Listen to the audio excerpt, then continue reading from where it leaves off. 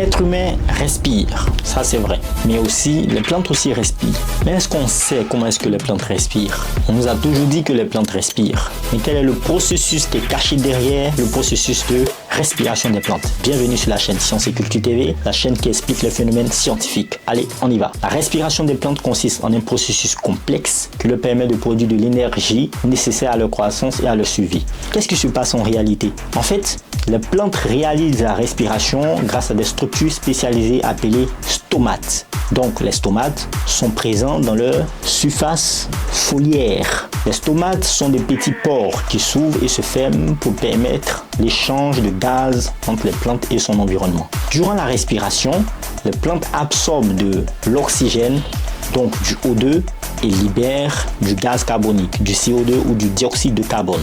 Ce processus se déroule principalement dans les cellules végétales, plus spécifiquement dans les mitochondries. C'est quoi les mitochondries?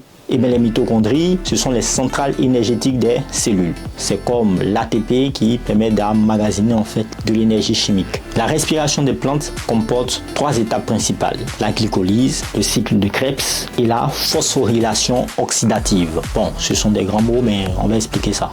C'est quoi la glycolyse? On explique ça tout de suite. La glycolyse, c'est la première étape de la respiration où une molécule de glucose est dégradée pour former 2 molécules de pyruvate. Ce processus permet de produire une petite quantité d'énergie sous forme de ATP. On rappelle encore l'ATP, c'est l'adénosine triphosphate. Ce qui permet en fait de stocker l'énergie chimique à l'intérieur de la plante. La deuxième étape ici, c'est le cycle de Krebs. Qu'est-ce que c'est? On va expliquer. Cette étape se déroule dans les mitochondries, qui sont des centrales énergétiques des cellules de la plante. Le pyruvate est converti en une molécule appelée acétyl-CoA, qui est ensuite dégradée lors d'une série de réactions chimiques. Cette réaction ou ces réactions permettent de libérer de l'énergie sous forme d'ATP, ainsi que les électrons hautement énergétiques. C'est quoi la phosphorylation oxydative? On va expliquer ça tout de suite. Cette étape finale se produit également dans les mitochondries, qui sont les centrales énergétiques des cellules des plantes. Les électrons libérés lors du cycle de Krebs sont transportés le long d'une chaîne de transport d'électrons où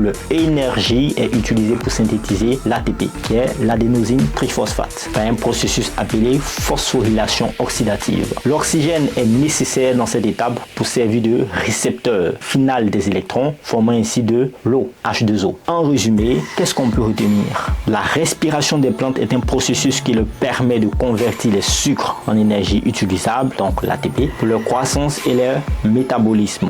Elle nécessite de l'oxygène et libère du CO2 appelé gaz carbonique ou encore le dioxyde de carbone pour les chimistes. J'espère que vous avez retenu beaucoup de choses. J'espère que vous savez maintenant comment est-ce que se passe la respiration de la plante. Portez-vous bien, faites le plein de savoir. N'hésitez pas à vous abonner à la chaîne Sciences et Culture TV. D'ici là, perfectionnez-vous et peace out.